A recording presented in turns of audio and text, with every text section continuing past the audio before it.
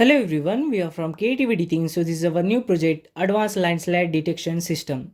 So let's see the hardware components of the project. So in this project, we are using a 12-volt power supply.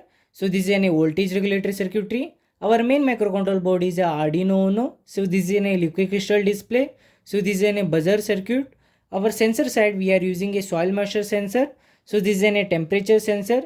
So this is a laser module. So here is a LDR module. Okay, suppose whenever the landslide happens, the laser light will not detected by the LDR. So in that condition, the buzzer will be activated because landslide is happened. Okay, so as you can see here, automatically our buzzer will be start to activate. Okay, so like this system, the landslide will work. Okay, suppose whenever the water level of the soil will be increases by threshold level, automatically in that condition, our buzzer will be activated.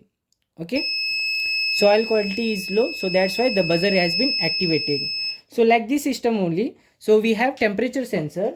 So whenever the weather temperature is goes to the certain threshold level, so in that condition also the buzzer will be activated. Okay, so threshold level is a 40 degree. Okay, as you can see here, right now the temperature is at 35 degree.